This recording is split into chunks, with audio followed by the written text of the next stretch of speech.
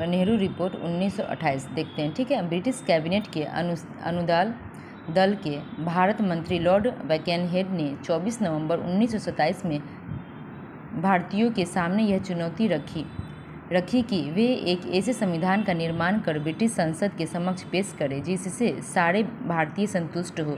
उनका मानना था कि भारत की भिन्न परिस्थितियों में यह संभव नहीं है।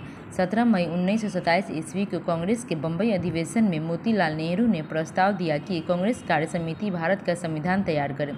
मई 1928 में पुनः सर्वदलीय सम्मेलन बुलाया गया जिसमें संविधान का ड्राफ्ट बनाने के लिए पंडित मोतीलाल नेहरू की अध्यक्षता में एक समिति नियुक्त की गई।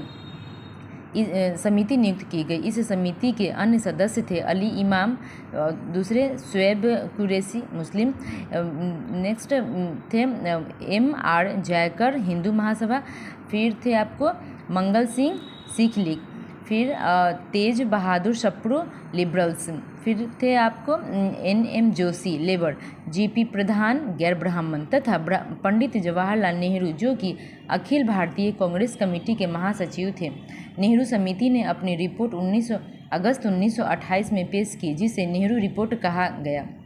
फिर नेहरू रिपोर्ट की सिफारिशें क्या क्या थी, तो एक में थी कि उत्तरदायी सरकार की स्थापना हो, 2 में भारत के लिए डोमिनियन स्टेट का प्रावधान हो, 3 में था संयुक्त निर्वाचन मंडल, 4 में द्विसदनात्मक व्यवस्थापिका, 5 में वयस्क मताधिकार तथा महिलाओं के लिए समान अधिकार, फिर थे आपको संगठन बनाने की स्वतंत्रता तथा धर्म का राज्य से पृथकीकरण, फिर नेक्स्ट थे आपको मौलिक अधिकार की व्यवस्था, फिर अवशिष्ट शक्तियाँ केंद्र को, फिर अल्पमत वाले क्षेत्रों में मुसलमानों को आरक्षण, और थे आपको नेहरू रिपोर्ट की सिफारिशों में एक लास्ट है आपको राज्यों का पुनर्गठन भाषाई आधार पर, ठीक है।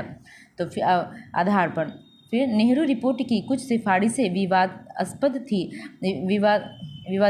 थी। दुर्भाग्य से कलकत्ता में दिसंबर 1928 में आयोजित सर्वदलीय सम्मेलन रिपोर्ट को स्वीकार न कर सका। मुस्लिम लीग, हिंदू महासभा और सिख लीग के कुछ सांप्रदायिक रुझान वाले नेताओं ने इसे लेकर आपत्तियां की।